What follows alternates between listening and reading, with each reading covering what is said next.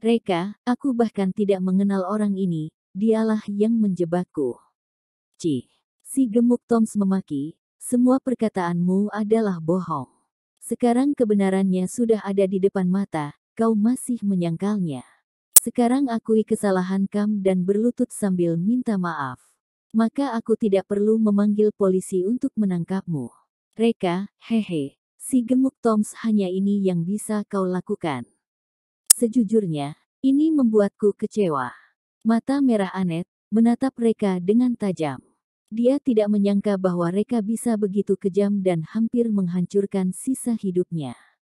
Dan sebelumnya, dia pernah berpikir untuk menikahkan putrinya dengan Reka. Ini benar-benar lelucon terbesar di dunia. Dengan semua bukti yang ada di hadapannya, dia percaya dengan perkataan si gemuk Toms.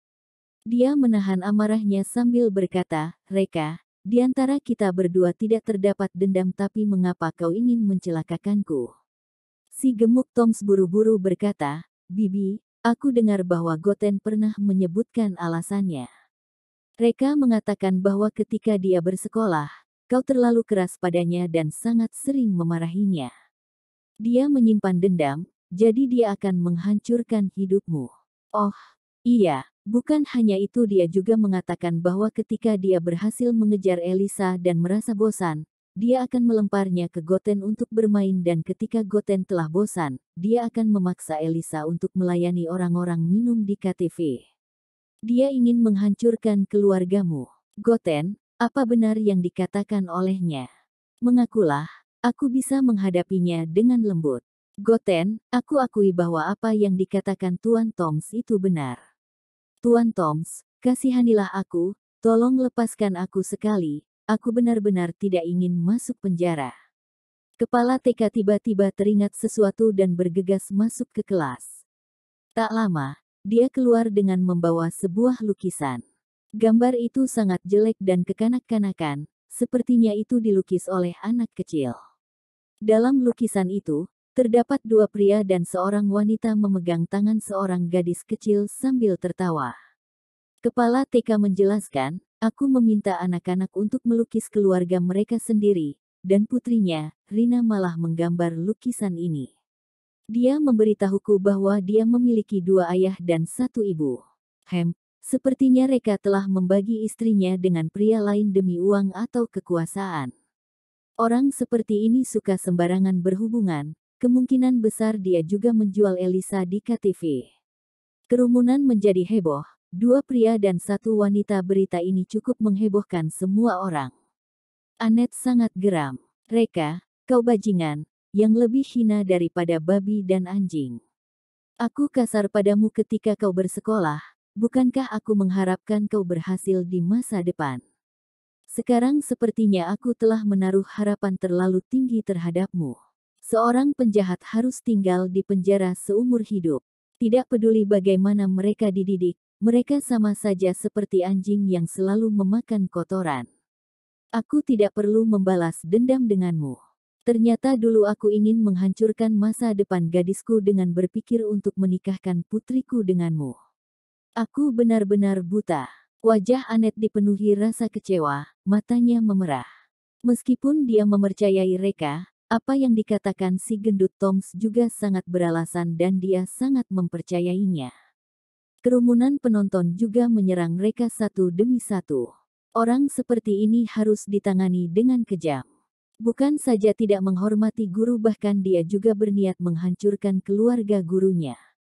Orang ini sangat kejam. Menjauhlah darinya karena dia juga seorang pendendam dan mungkin saja dia akan mengincar kita. Buah jatuh tak jauh dari pohonnya, dengan kebiasaan hidupnya yang buruk, anak yang dilahirkan juga tidak berbeda dengannya. Dalam 2 hari terakhir, perlengkapan sekolah putraku hilang. Aku percaya bahwa itu dicuri oleh putrinya. Menghadapi tuduhan semua orang, Reka justru tersenyum dan tidak marah. Si gendut Toms, apakah ada lagi? Si gendut Toms bingung, apa lagi? Reka kecewa dan menggelengkan kepalanya, sepertinya, hanya itu yang kau punya. Sekarang giliranku untuk menyerang. Keluar. Semua orang tidak dapat menduga, apa yang orang ini akan lakukan. Dengan terburu-buru, Kevin keluar dari kerumunan orang-orang. Kevin bukan orang asing karena sebelumnya Kevin bekerja sama dengan Kak Rahel untuk merebut proyek Desa Madrun. Dan dia sendiri kepada Reka bahwa si gendut Toms yang telah bekerja sama dengannya untuk menjebak Annette. Si gendut Toms tercengang melihat Kevin. Sial, kenapa Kevin datang ke sini? Tidak mungkin Reka yang mengundangnya. Apakah dia dihasut oleh Reka? Tidak, tidak, itu pasti kebetulan. Kevin adalah penjahat lokal yang terkenal di kota Midgar. Bagaimana bisa dia menyerah pada seorang buruh konstruksi seperti Reka? Kebetulan dan itu hanya kebetulan dia buru-buru menyapanya dan berkata dengan hormat, Kak Kevin, kebetulan sekali aku tak menyangka kita dapat bertemu di sini. Kak Kevin, pergi dan masuklah ke mobil, aku masih harus mengurus suatu hal. Setelah selesai, aku akan mengundangmu untuk makan malam. Kevin mencibir, kita tidak perlu membahas tentang makan malam dulu. Jelaskan padaku, apakah kamu masih menghormatiku? Si gendut Toms tercengang, Kak Kevin, bagaimana mungkin, aku tidak menghormatimu? Kevin berkata, jelas-jelas, kau yang mengutusku datang ke sini untuk menjebak Reka, bagaimana kau bisa membawa adikku ke sini? Si gendut Toms tiba-tiba menjadi cemas.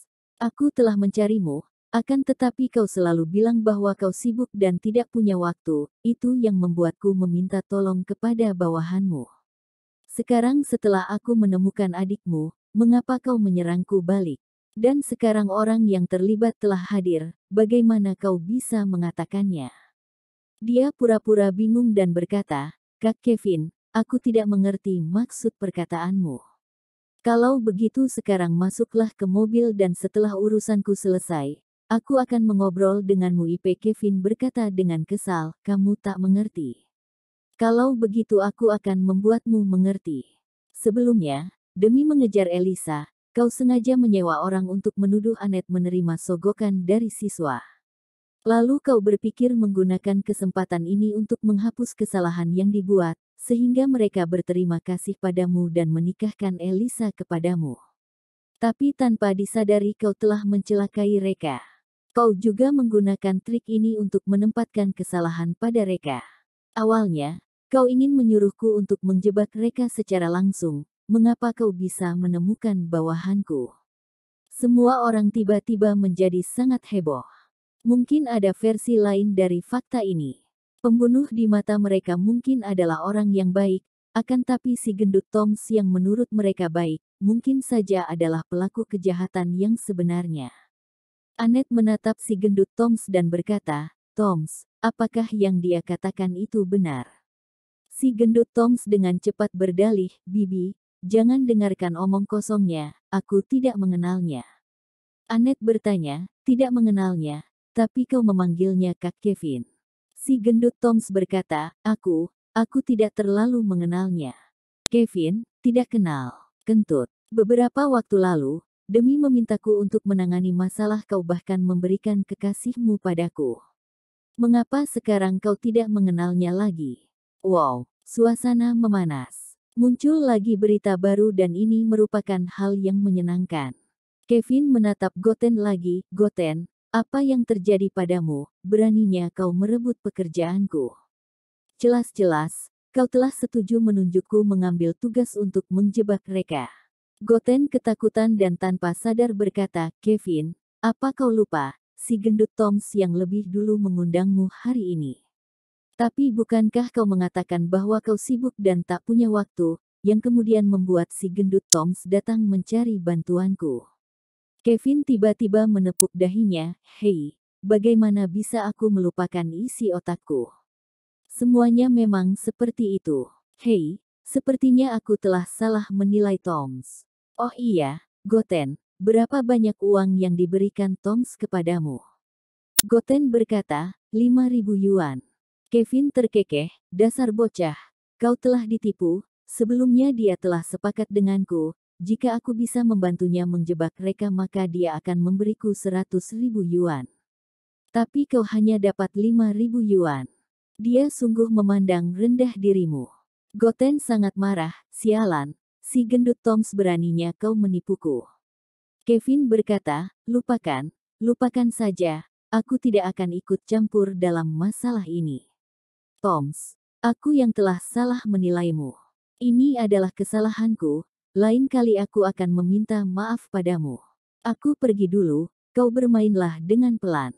Kevin pergi, sekarang si gendut Toms sangat ingin membunuh orang. Ini hanya sebuah kesalahan, mungkin dia telah salah. Aku curiga, mungkin saja dia sengaja datang ke sini untuk membuat masalah. Kebenarannya telah terungkap, bahkan Goten dengan sendirinya telah mengakui, sepertinya mereka memang dijebak. Dan pelaku sebenarnya adalah si gendut Toms, yang dari awal tidak mau mengakui kesalahannya.